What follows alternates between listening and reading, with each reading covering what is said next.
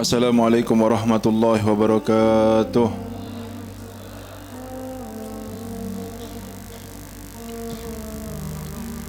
Alhamdulillah.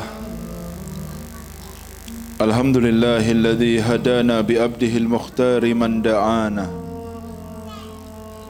ilaihi bilidhni wa qad nadana labbaika ya man dallana wa hadana.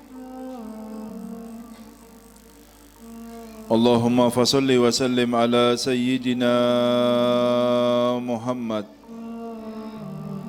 nurikas sari wa madadikal jari wajma'na bihi fi kulli atwarina wa ala alihi wa sahbihi ya nur.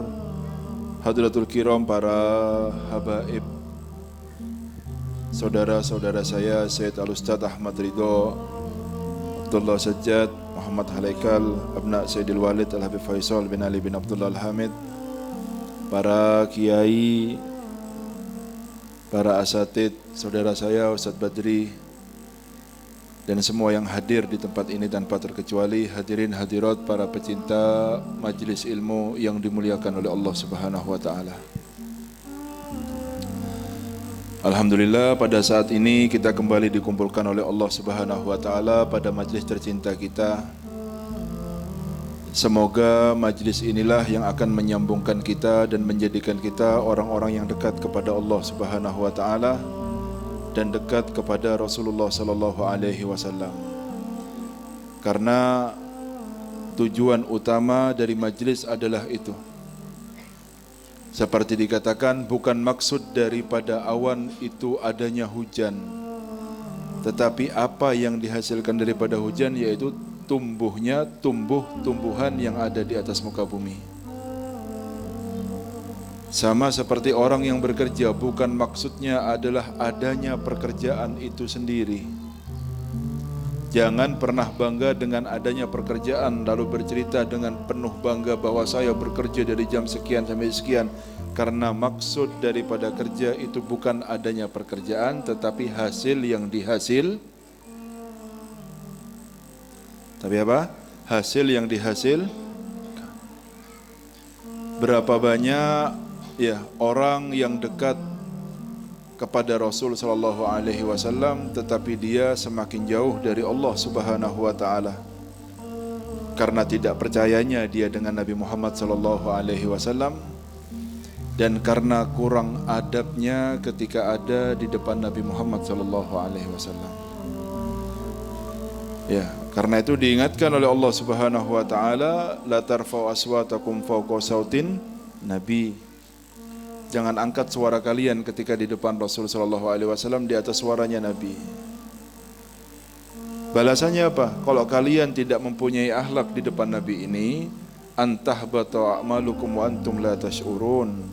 Amal kalian hangus tanpa sisa dan kalian tidak akan merasakan itu semuanya. Maksudnya, puasa kita, tahajud kita, salat kita, sedekah kita, dan semua amal soleh kita, dari kita balik sampai ketika saat kita tidak punya adab di depan Nabi Muhammad ini, akan hangus bersih tanpa sisa. Dan kalian tidak tahu kalau amal kalian sudah hangus, bukan karena maksiat kalian, karena kurang adabnya kalian di depan Nabi Muhammad sallallahu alaihi wasallam. Makanya saya katakan, bukan maksud daripada majlis hanya sekedar adanya majlis atau perkumpulan, tidak. Tetapi maksud daripada majlis adalah bagaimana kita yang duduk di majlis ini menjadi orang yang dekat kepada Allah dan dekat kepada Nabi Muhammad sallallahu alaihi wasallam. Oleh karena itu kita harus berpikir bagaimana cara amal yang kita lakukan ini dianggap baik oleh Allah Subhanahu wa taala. Walaupun kita belum baik, kita tidak akan berkata, kalau kita ini bagaimana caranya amal diterima. Kalau kita menuntut amal kita diterima oleh Allah, Allah akan menuntut ikhlas kepada kita, dan ikhlas itu tidak mudah. Kalau kita menuntut kepada Allah, ya Allah terima amal saya ya Allah, maka akan ditanya kembali, saya tuntut kamu untuk ikhlas. Apa ikhlas itu? Kama la yuhibbul amal mustarak, kadzalik la yuhibbul qalb mustarak. Al amalul mustarak la yakbaluhu wal qalbul mustarak la yuqbil alaih. Seperti Allah tidak suka orang yang beramal menduakan amal perbuatannya. Maksudnya menduakan itu berniat untuk Allah tapi berniat untuk yang lainnya juga. Begitu juga Allah tidak suka hati yang mustarab, yang di dalamnya ada selain daripada Allah Subhanahu wa taala. Ayo, kalau mau nuntut amal diterima, Allah juga nuntut untuk ikhlas, dan kita sulit untuk ikhlas. Karena itu saya berkata apa? Bagaimana cara amal kita ini dilihat baik walaupun kita masih belum baik. Ya. Al-amal mustarab la yakbaluhu. Amal yang diniatkan dengan niat yang banyak, itu Allah tidak menerimanya. Begitupun hati yang di dalamnya ada selain Allah, Allah tidak mungkin masuk ke dalamnya. Jadi ketika menerangkan niat itu hadis yang semua kita hafal ya. Karena rata-rata orang belajar hadis yang dihafalkan pertama hadis ini, innamal a'malu bin niat wa innamal likulli imri'in ma nawa faman kanat hijratuhu ilallah wa rasulihi fa hijratuhu ilallahi rasulih. Bagaimana kalau dia berniat begini-begini? Kalau itu adalah far' daripada Allah, maka boleh. Far' itu cabang. Niat untuk Rasulullah, niat untuk orang tuanya. Karena tahu ridhonya orang tua itu adalah ridhonya Allah. Dia mengerjakan sesuatu untuk mencari ridhonya orang tuanya. Ketahuilah bahwa ridhonya orang tua adalah ridhonya Allah. Yang berbuat untuk orang tuanya berarti dia berbuat untuk Allah Subhanahu wa ta'ala. Berbuat untuk gurunya, ridhonya guru adalah ridhonya Allah. Yang berbuat untuk gurunya berarti dia untuk Allah. Yang berbuat untuk Nabi Muhammad, berarti dia berbuat untuk Allah Subhanahu wa ta'ala. Selain daripada ini tidak akan diterima oleh Allah Subhanahu wa ta'ala. Man kanat hijratuhu ilallah wa rasulihi fa hijratuhu ilallah. Maka amal perbuatan dia itulah yang akan mendekatkan dia kepada Allah Subhanahu. Maka perjalanannya dia menuju kepada Allah. Berarti amal yang dia lakukan membuat dia dekat kepada Allah. Kapan? Ketika niatnya untuk Allah, untuk Rasulullah, untuk orang tuanya, untuk gurunya. Karena semuanya ini Rasul, guru, orang tua adalah cabang daripada Allah. Karena keridhaan Rasul, keridhaan guru, keridhaan orang tua adalah keridhaan Allah Subhanahu wa ta'ala. Lalu ada golongan yang kedua, faman kanat hijratuhu lidunya yusibuha aw imra'atin yankihuha. Lihat ya, ini perempuan cabang daripada dunia. Segala sesuatu yang menjauhkan kita dari Allah dalam ilmu kita ini dikatakan dunia. Karena daniyah itu rendah, berarti Allah itu tinggi. Segala yang membuat kita rendah dan terjatuh semakin jauh kepada Allah, kita artikan itu dunia. Tidak khusus hanya untuk uang dan harta. Apa? Arti daripada dunia itu tidak dikhususkan hanya sekedar daripada uang dan tapi segala sesuatu yang bisa membuat kita semakin jauh dari Allah, itu kita artikan dunia.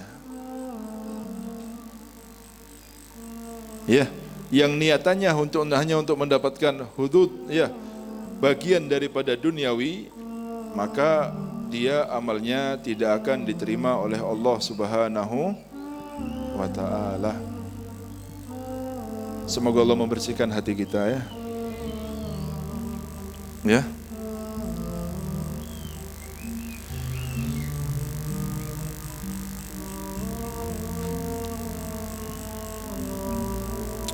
Sampai dikatakan sama beliau, wal qalbul ladzi fihi hubbu sy' min siwa mulattakhun bil hawa la yaliku li hadratil maula. Hati itu kalau sudah cinta kepada sesuatu selain daripada Allah Subhanahu wa ta'ala, maka dia kotor dengan hawa nafsu, maka tidak pantas sesuatu yang kotor ini masuk ke dalam hadrahnya Allah Subhanahu wa ta'ala. Kita ini kan wirid. Sekali lagi ya, kembali kepada yang pertama tadi. Sampean maksudnya wirid apa cuma sekedar wirid saja? Yang penting wiridan. Tidak, Pak. Maksud daripada wirid itu sendiri adalah yajma'uka ma'al madhkur, mengumpulkan kita dengan yang kita sebut-sebut. Siapa? Allah. Maksud daripada solawat itu apa? Yang penting solawat? Tidak, bukan yang penting solawat, Pak. bagaimana caranya sholawat, dan kita semakin dekat dengan Nabi Muhammad SAW. Nanti sholawatan keluar daripada jalur adab kepada Nabi Muhammad, bukan tambah dekat, nanti takutnya tambah yang keras, tambah jauh, bukan tambah dekat. Faham ya? Jangan ada omongan daripada nanti berbuat seperti ini dengan hal-hal yang haram, lebih baik melawan haram dan kita dalam keadaan sholawatan. Wa yadubillah. Biasakan dalam keadaan kita zikir dan bersolawat dalam keadaan adab yang sempurna, karena kita sedang menginginkan sesuatu yang agung, yaitu dekatnya kita dengan Allah dan dekatnya kita dengan Rasulullah sallallahu alaihi wasallam. Allahumma shalli ala Muhammad. Ya.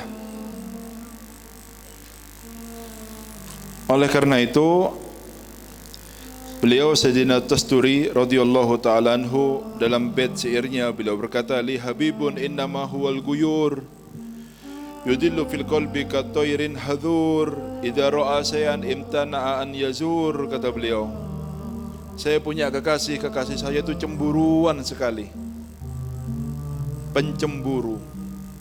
Ya, kalau belum cemburu berarti belum kalau sudah ada cemburu berarti ada cinta sudah. Ini bilang saya punya kekasih saya cemburu sekali. Dia menetap di hati katairil hadur, seperti burung yang penakut. Penakut.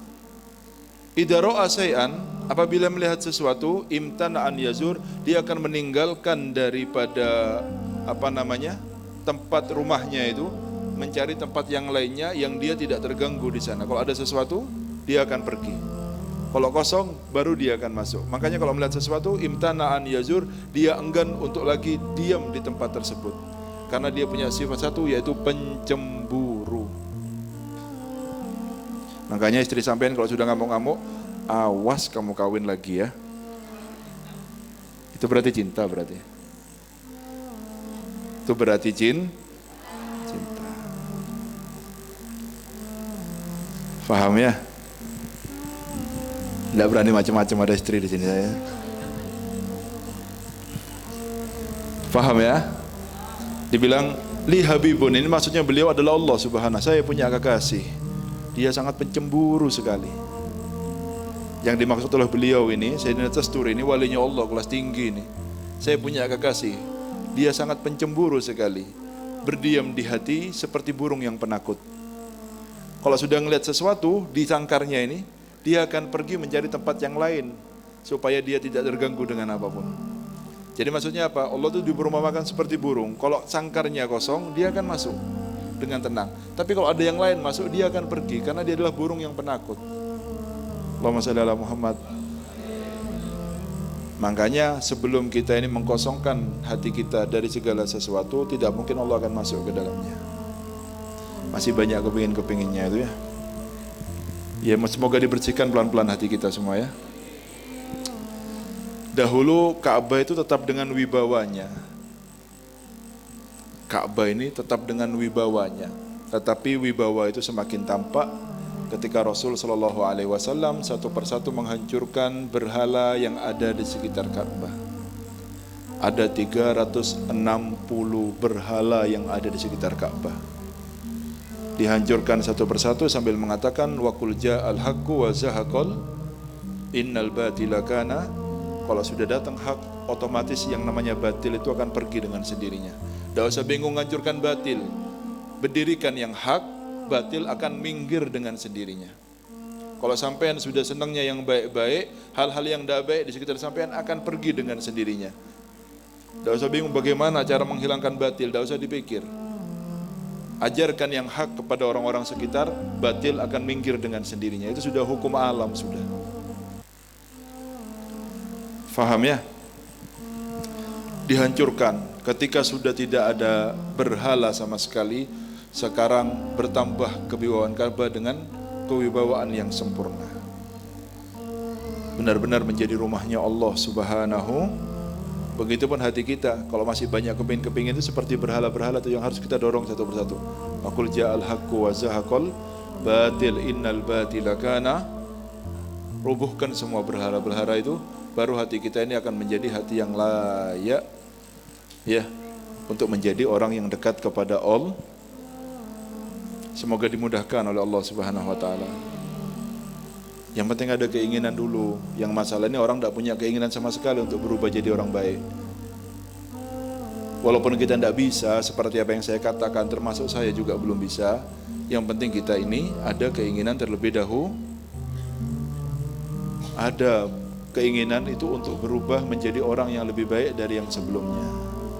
Kalau sudah ada keinginan, insya Allah, ya, kalau kita membuka satu pintu niat yang baik, Allah akan memberikan 70 taufik kemudahan kepada kita semuanya. Amin Allahumma. Niatkan dulu, yang penting dalam hati saya harus berubah menjadi orang yang lebih baik. Paham ya?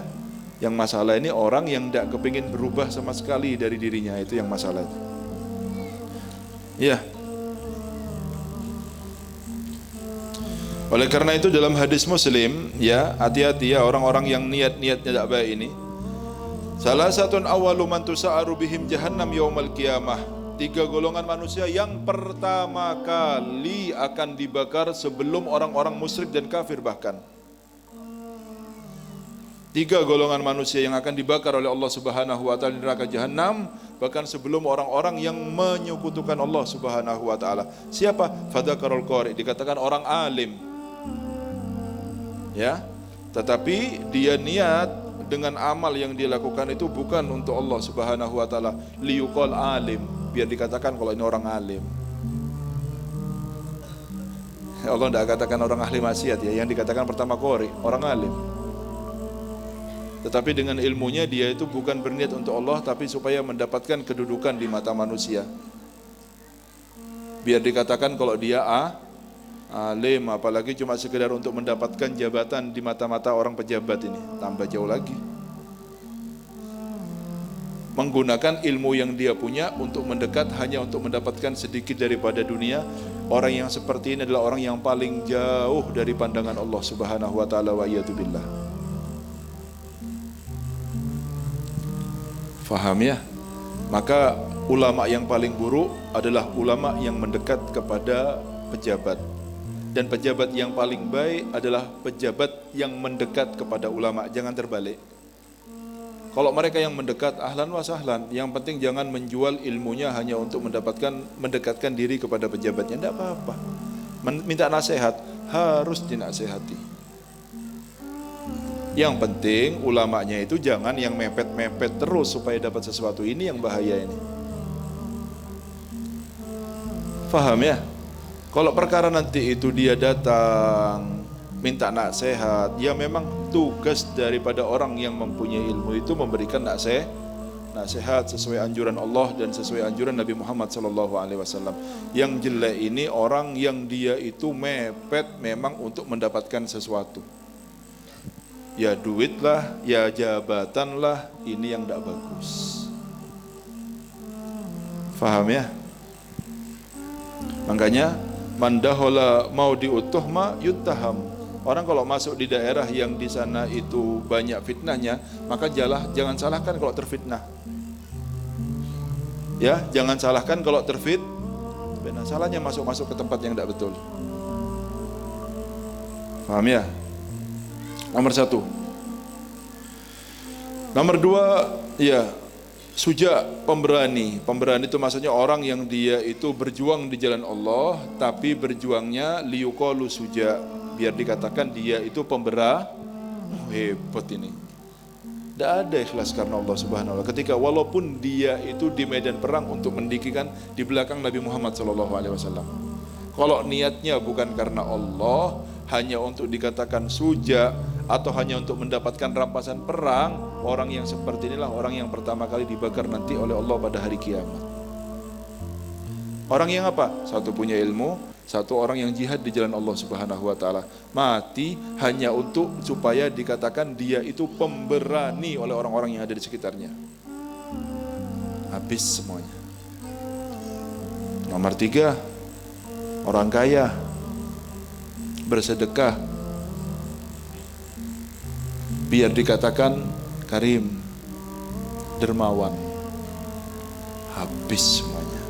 Tiga golongan yang kita lihat semuanya indah, orang ilmu, orang jihad di jalan Allah, orang ahli sedekah. Ternyata pertama kali yang dimasukkan neraka sebelum dia itu Allah memasukkan para penyembah-nyembah adalah tiga golongan orang manusia yang di mata kita mungkin dunia mereka adalah orang-orang yang mulia, tapi tidak di sisi Allah Subhanahu. Semoga selamat semuanya ya. Nah, dijaga hati itu berat, menjaga hati itu berat. Makanya dimulai dengan niat sebelum beramal itu perlu. Ya, saya niat tidak bukan karena siapa-siapa tapi karena Allah Subhanahu wa taala. Dijaga hatinya. Faham ya? Oleh karena itu ya, Rasul SAW beliau menerangkan apa? Makanya ini maksiat hati ini ya, maksiat hati ini bahaya ya. Salasun muhlikat, kata Rasulullah SAW. 3 amalan yang bisa menghancurkan orang walaupun dengan banyaknya amalnya. Yang pertama disebutkan suhun muto'. Suhun itu kakeknya bakhil. Apa? Kalau bakhil itu apa artinya? Pelit. Kalau suhun ini kakeknya, suhunya ini. Bakhil. Ya, gimana? Bukan bakhil biasa. Kadang-kadang orang bakhil itu hanya kepada hartanya sendiri. Ada orang ini sudah hartanya tidak dikeluarkan, ada orang mau sedekah disetani. Kakean nih gua ini. Ya Allah, bukan uangnya kau. Sudah uangnya tidak keluar, orang mau keluar terus dipanasi, jangan terlalu banyak itu ini la Allah ilaha illallah. Walaupun sama bukan uangnya, dia itu eman-eman. Rasanya kalau diminta dosanya pun tidak dikasih orang-orang kayak gini. Jangan diminta uangnya, dosanya diminta tidak dikasih. Ya, dosanya diminta tidak dikasih. Eman-eman, bakhil teman. Ini namanya suh. Pelit ini kalau dituruti hancur dunia akhirat ini. Jangan dituruti sifat bakhil itu. Makanya dikatakan sama Rasulullah SAW, afdalus sodakoh. Dengarkan ini ya. Anta sahih goni min sahihin goni. Dari seseorang yang sehat dan dia kaya. Ta'mal gina wa takhsal fakr. Yang hayal kepingin bertambah kekayaannya dan takut akan kemiskinannya. Rata-rata orang kan kalau hayal kaya kan disimpan uangnya biar banyak berkembang terus, tidak mau dikeluarkan. Ya, takut sama miskin orang tidak mau keluar uang akhirnya, gara-gara takut sama miskin. Kata sedekah yang paling afdol adalah dari orang yang sehat, dia kaya, hayal tambah kaya dan takut sama miskin, keluarkan. Karena saat itu dia bukan hanya sekedar bersedekah, tetapi dia sedang melawan hawa nafsu yang mengajak dia untuk tidak mengeluarkan hartanya. Ini adalah afdalus sedekah. Jadi kalau sampean itu ditarik sama nafsunya untuk tidak bersedekah, sekarang waktu terbaik untuk bersedekah. Ya, suhun muto', hawan muttaba', hawa nafsu yang diikuti. Selesai sudah hawa nafsu kalau diikuti ini ya. Karena asal ataupun asas daripada semua maksiat yang ada di atas muka bumi ini adalah ridhonya kita dengan hawa nafsu kita. Apa? Semua sumber maksiat yang ada di atas muka bumi ini adalah ridhonya seseorang dengan ajakan hawa nafsu. Kalau dia tidak ridho, tidak akan ada maksiat. Ayo lihat haram, kelihatan HP-nya dibuka eman-eman, tidak kelihatan, diikuti. Selesai sudah maksiat sudah. Paham apa enggak? Jadi sumber dari semua maksiat yang ada di atas muka bumi ini adalah hawa nafsu yang diikuti. Kalau dia bisa melawan, tidak akan ada maksiat itu. Makanya dibilang hawan muttaba', hawa nafsu yang diikuti terus, hancur lama-lama orang itu. Ini 3 perkara yang bisa menghancurkan manusia. Pelit yang diikuti, hawa nafsu yang diikuti, pelit yang ditaati, hawa nafsu yang diikuti, ya. Lalu wa i'jabul mar'i bi nafsi. Ini sahihnya yang ketiga ini. Bangganya seseorang dengan badannya. Ya, merasa dia alim, soleh, apalagi wali, ya ta'i, orang yang taat, la ilaha illallah Muhammadur Rasulullah. Makanya Rasul sallallahu alaihi wasallam ini ya tidak terlalu takut kepada umatnya kalau dia itu sekedar maksiat, bukan karena kita meremehkan maksiat, tidak. Tapi ada yang lebih bahaya daripada maksiat. Disabdakan oleh Rasul sallallahu alaihi wasallam, "Lau lam tudnibu la khasitu alaikum ma huwa akbaru minad dunub." Kalau kalian tidak berdosa, saya takut kalian itu terkena sesuatu yang lebih berbahaya daripada dosa. Apa itu? Al-ujub, kata Rasul sallallahu alaihi wasallam. Apa? Ujub, bangga sama badannya. Lebih ditakuti oleh Rasul SAW itu terjadi kepada umatnya lebih daripada ketika dia bermaksiat. Sampai beberapa salaf itu berkata apa? Li'an abid naiman, ya, wa usbih nadiman, ahabbu ilayya min an abita qa'iman wa usbih mu'jaban. Kalau saya ini tidur ketika malam, mau tidur itu, ya ketika pagi saya menyesal dengan apa yang saya lakukan ketika malam, itu saya lebih senangi, ya, tidur sampai pagi tidak bangun malam. Ketika tidak bangun malam dia nangis karena tidak bangun malam. Maksiat apa yang saya lakukan sampai saya dihalangi untuk qiyamul lail, nangis dia. Itu lebih saya senangi daripada saya harus bangun ketika malam, sholat tahajud lengkap dengan wiridnya, ketika pagi saya bangga sama badan saya.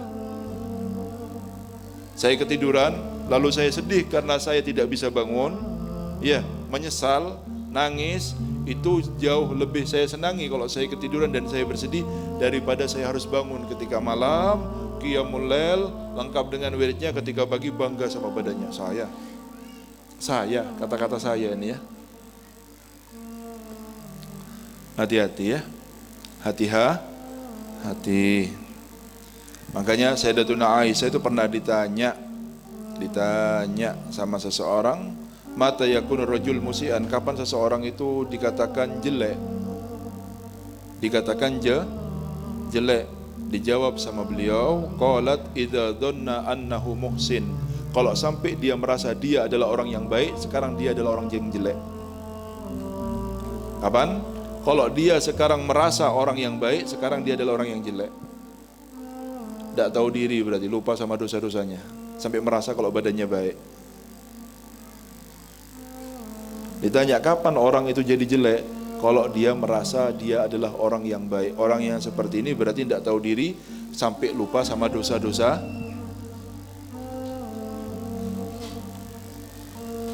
Fahimtum? Alhamdulillah. Ya, kita ini berusaha untuk menjadi lebih baik, menata hati bahasanya. Kita tidak bisa baik masih. Ya. Tetapi doa ikhwan ya, kalau sampai melihat orang yang buruk, didoakan ketika malam, ya. Kalau sampean berharap menjadi orang yang baik, jadi doakan orang menjadi baik, karena kalian akan mendapatkan doa untuk menjadi orang baik dari malaikatnya Allah Subhanahu wa taala. Jangan malah dimusuhi ya. Karena setiap orang daripada kita adalah orang yang ditangisi oleh Rasul sallallahu alaihi wasallam. Ya. Rasul berharap tanpa terkecuali kita semua ini bisa masuk ke dalam surganya Allah. Dan kita semua adalah bagian dari umat Nabi Muhammad sallallahu alaihi wasallam. Maka harus punya cita-cita seperti cita-citanya Nabi Muhammad. Ya, rahmat kepada semua orang, didoakan orang-orang yang masih kurang baik itu supaya menjadi orang yang baik, bukan malah dimusuhi dan lain sebagainya. Paham ya? Lain-lain waktu dilihat majlis-majlis, hati-hati semuanya yang kurang akhlak, ya kurang jauh usah duduk sudah. Di Banyuwangi alhamdulillah sudah banyak majlis dibangun oleh guru-guru kita dan pondasinya adalah akhlak ketika di dalam majlis. Semakin dekat kepada akhlak, semakin dekat kepada Rasulullah sallallahu alaihi wasallam. Aqrabukum minni majlisan yaumal qiyamah ahasinukum akhlaqo. Yang paling bagus akhlaknya, yang paling dekat kepada Nabi Muhammad sallallahu alaihi. Dalam artian kalau tidak punya akhlak dalam majlisnya, tidak usah duduk, sudah lebih baik. Tidak usah duduk, lebih baik. Saya bukan mengadu domba, cuma mengajak. Faham ya? Faham? Yang keras, eman-eman ya. Ya, semoga majlis kita menjadi majlis yang membuat kita dekat kepada Allah dan Rasulnya. Anak-anak kita semuanya ya menjadi manusia yang lebih baik daripada kita semuanya. Jadikan mereka solihin, ya ulama amilin, muttaqin. Ya, semoga mereka semua menjadi anak-anak yang bisa kita banggakan kelak di hadapan Allah Subhanahu wa taala, dan kita banggakan di hadapan semua manusia yang bisa mengangkat kita kepada derajat yang paling tinggi kelak di surganya Allah. Ala hadhihi al-Fatihah.